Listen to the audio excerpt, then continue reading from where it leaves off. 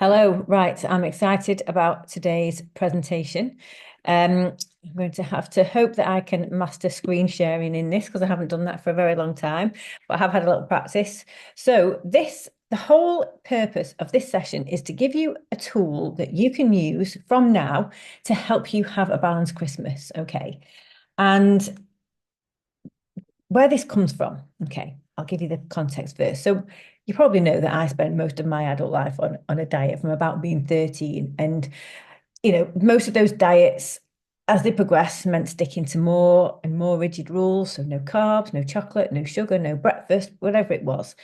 And, that type of thing did work part of the time, to be honest, because when I was in a good place, when my life felt like I was in control of it and not too much stress, I could follow those rules to the letter. But then when I wasn't in control or, things weren't stress, I was on holiday, it just fell apart and it ended up being a free for all. But for some reason, I just carried on with that same pattern literally for decades.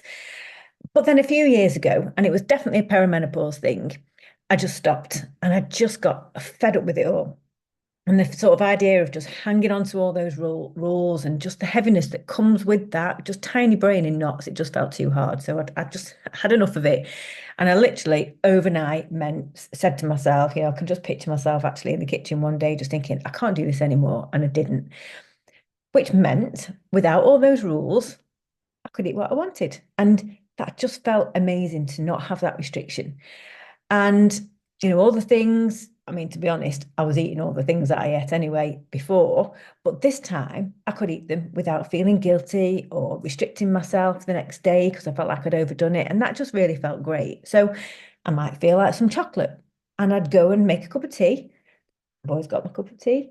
And I'd sit there eating the chocolate bar and I'd actually really enjoy it. And it was like a revelation because before, when I wanted chocolate, I'd be sat on my knees in front of my daughter's cupboard, stealing bits of her chocolate, eating a bit, going back for a bit more, eating a bit, and having this battle with myself to not do it. I mean, and that's no way to, if anyone had come in the house, oh, if anyone had come in the house when I was sat there on my knees, sort of stealing her chocolate, I would have absolutely been mortified. So it's not a nice thing, is it? And then, at some point during that same process, there was a new patisserie that opened where I live, and I had the most amazing cake. I can remember going and getting that. Now, that was something I wouldn't have let myself have in the past. I had started eating pasta again. I'd have bread with my eggs for my breakfast, and it just felt so freeing to just not to live to these ridiculous rules. Now, then I started becoming a little bit greedy. And I did recognize that I started to eat more of the wrong things, I suppose, in the sense of overdoing it. But it was actually quite a confusing time for me because I knew that going back to the rules that I had before and the dieting mentality wasn't the answer because it hadn't worked before and it just was too much for me. I couldn't bear it anymore. But actually, I found that I felt a little bit lost without my rules because I didn't know how to self-regulate. And that's the dilemma that we face at this time of year. You might think, Gabrielle says, relax, it's Christmas, enjoy your favorite foods. So that's a green light. Or is it? Is it a green light? And how long's the green light on for? So it's a little bit hard to sort of know what's right and what's wrong. But hopefully by the end of this, you'll have a fantastic tool that you can use that will make it so much easier for you to know about how to get the balance right. Okay. But first, to do that, I'm going to talk a little bit about how our brain works. This is the bit that I have to see how, if my brain works, if I can share my screen. So let's see, share screen. Has it worked? It looks like it, doesn't it? Yes, okay. So this is how our brain works. So there's three aspects to it. We've got our rational mind, okay? And that's the bit where we've got facts, data. We know what's good for us. It's all about logic. We know what's good for us. We understand what our goals are. We're very clear that we have some goals. We want to lose weight. We want it to improve our health. We want to be a better runner. We want to not have, use food from an emotional reason. There are logical things, logical aspects that sit into our rational mind. Okay. And, so we really understand on a logical level or an intellectual level what our intentions are. We also we understand information about how we, normally behave, or what we normally like at Christmas, and we have a vision or an idea of how we want to behave now. But there's data there, there's logic, there's a rational aspect to what we want. Okay. So I'm sure we all recognize that. Then on the other side, there's an emotional mind. Now, that's all about emotions and feelings. That's where we experience stress. That's where we experience fear, anger, but also things like pleasure. That's also where we feel hunger. But there's no big picture there. There's no context in our emotional mind. It's just about the here and now, the immediacy. And so very much we can be in the situation of stress or fear, and then we eat. Okay. Or we're hungry, we just want food now. We're fed up, we want some pleasure, we just want food now. That all sits in our emotional mind. And that doesn't have any awareness of the consequences. It doesn't have any awareness of our goals. So all that side of our emotional brain, all that does is want that bar of chocolate, or want that, to dip our hand in the celebrations right now, because we've had a bad day, because we're a bit hungry, because it's Christmas, so we deserve to have as much fun, or probably more than everyone else. And that's all it does. It's a very sort of transactional, immediate response. And it's actually a separate part of your brain. So it doesn't link into this rational mind that's saying, well, I don't want to eat chocolate because I feel sick. It gives me heartburn. I don't want to put on half a stone at Christmas. I actually want to be losing weight because, all the reasons that we talked about. It's not linking into those. So what you end up doing is having a battle between your emotional mind, and then a battle between you and your rational mind. The two things sort of start to jar and conflict and create friction in your body, in your mind. And quite often the emotional mind will win out of that situation when it's a tussle with, it's where your willpower is. You're trying to resist, but you want it. It's like a spoilt child or a toddler, and the sensible version of you having, and you give up, you give in to the toddler at the end, don't you? I did, and the daughter and the teenager.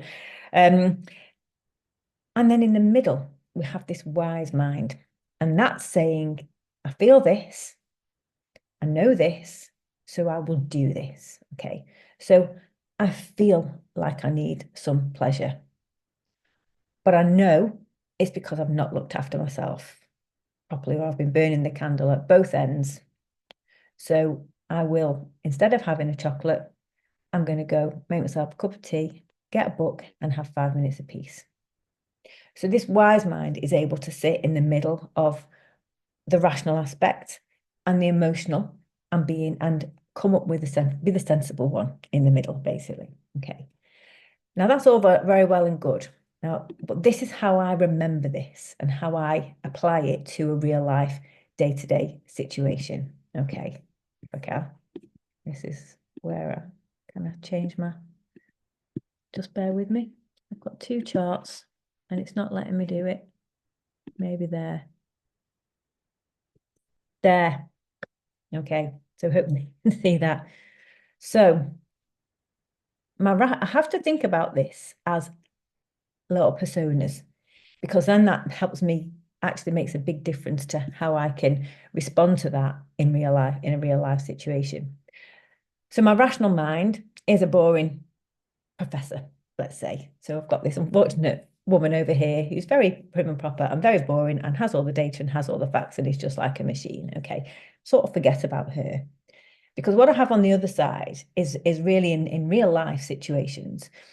I'm trying to get the mastery of the emotional stuff, because that's a very strong immediate instinct to pull our behavior and be this wise person. So in my mind, I like to think that I have a little picture of myself being this very elegant, refined French woman, which I've got crazy hair, crazy hair, and I'm more Irish than anything else. But it's just a persona, because I remember my daughter and I went to Tiffany's in Harrods once for an afternoon tea, for like a special treat. And I remember, so we had this afternoon tea and the cakes and everything, and were absolutely amazing. And I could barely focus on anything else because all I was doing is looking at these cakes and sandwiches and wanting to eat all of them. And my daughter's just not like that. She'd have one bite and say, I feel sick. So so I haven't got a partner in crime there. And then I noticed that to the side of me, there were two very glamorous women who were sat there with the same, afternoon tea in front of me, in front of them as I had. And it was like it wasn't there because they were just deep in conversation. They were dolled up to the nines. They looked fabulous.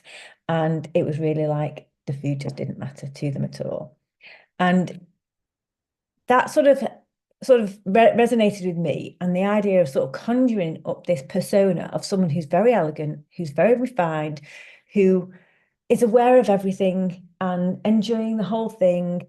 And when it comes to the food, yes, she's very happy to eat, typical French persona that we think of, just someone who would go, you're not on a diet, because she doesn't need to be on a diet. She just has what I remember this phrase I love, a pleasant sufficiency, and is able to sit there and eat, make a good, careful choice, eat what she wants, enjoy it all, and then that's done. And then she's still this lovely, serene person, character, which just everything going for her. Okay, so in my mind, that's where I want to be when it comes to food. Now, what I'm fighting all the time is this little Miss Piggy in me. And I remember when I was, when I was young, I absolutely loved the Muppets, and I had the album. So I know all the songs if you need me to sing them to you. But I always remember that Miss Piggy always had this character of wanting to be this very glamorous, chic, almost Parisian looking woman. So she was drop dead gorgeous and glamorous. But then she would absolutely lose it and explode in rage. So one, she just sort of didn't have control over her emotions. But there are also lots of things or lots of things that I remember where when there was food, she just was like, I mean, I'm guessing they're just playing on the sort of stereotypes of a pig. She just would be diving headfirst into this food, and like nothing else mattered.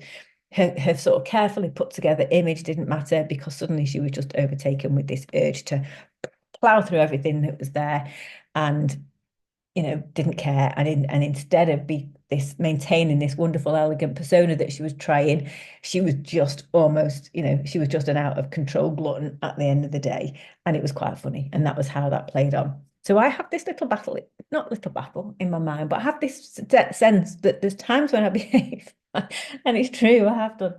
And it's times when I would behave like Miss Piggy and I'm out of control and I'm obsessed with the food, and I'm really trying to get back into my this lovely, elegant, pleasant sufficiency type persona, which is the wise mind, and that's what it is. And it's really helpful when you put these little characters in there because suddenly it's something that you can call upon and use more easily in a situation when you're faced with a lot of food and you don't know what to do with it.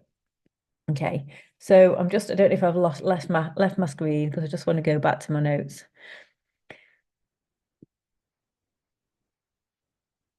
So So this is what we're trying to get to. We're trying to get to this wise mind place, okay? And a few years ago, I probably found that in a way, I mean, I made mince pies one Christmas, and I always made mince pies, and I love all the Christmassy stuff, the fruit stuff. And this particular year, I made my mince pies as normal, and then I remember when it came to sort of eating them, I sort of thought, oh, I don't really want one actually. So I didn't bother. And I just thought, well, I'll have one later. And I remember just realizing that that later never actually came. And whilst the kids and Tim would be digging into mince pies every time they walked past the tin or every time they had a coffee or a cup of tea or something like that, I remember thinking, there's no willpower. I just thinking, yeah, I don't feel like one at the moment. I'll wait late. I'll have one later. And I mean, I usually make loads, I'd have them everywhere, like about 40 or something ridiculous like that. So it wasn't as if they'd all gone. And I ended up getting to the end of Christmas and I had one. And it hadn't taken any willpower. I hadn't feel like I was not allowing myself to have mince pies. But genuinely, over that time, there was one occasion where I wanted to eat a mince pie. And when I did, I ate it. No guilt, no anything. Okay.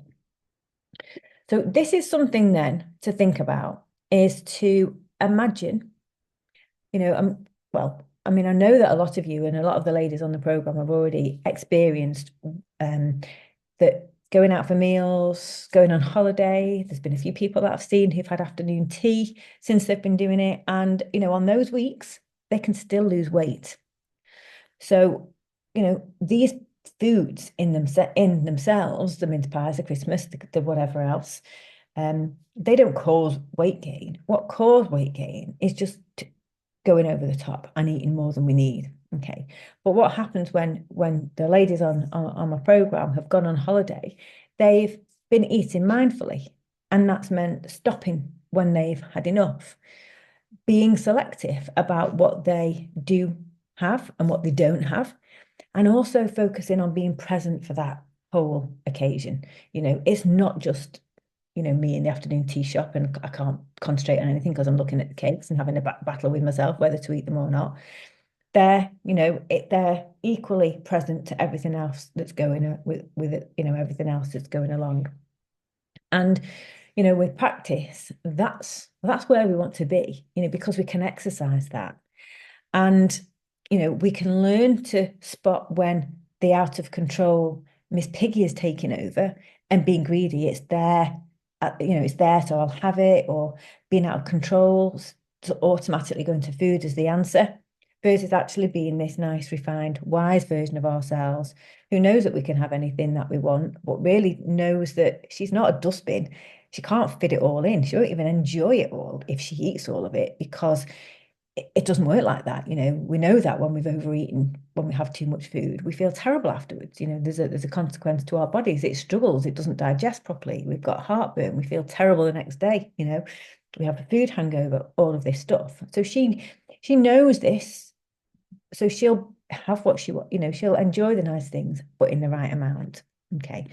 So that's the tool. It's about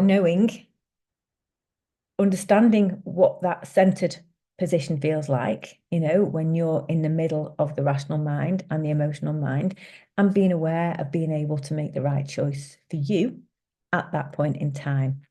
And that's how you stay on the right side of the line over Christmas.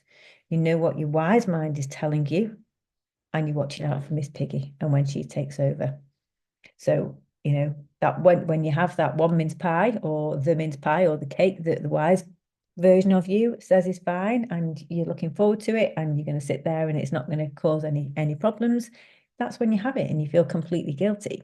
When you're at the buffet and you've already been back a couple of times and you've had plenty of food, and you suddenly realize that you're starting to really want to go back for the brown stuff, that's when you know it's Miss Piggy telling you that, or trying to get in there, and that's when you pull back. So I sincerely hope that this as a little tool helps you. If nothing else, it'll make you laugh, because you'll know you'll know exactly where I'm trying to stay in between over Christmas, and that I've got this little picture of the Miss Piggy version of myself and this very elegant, refined French version of me that I'm working towards all the time. So, bit of fun, hopefully, but something that actually is quite useful and quite valuable. So let me know what you think about that. And I'm hoping that I get to speak to everyone before Christmas, but if I don't, have a lovely time. But yeah, take care. All right, speak to you soon. Bye.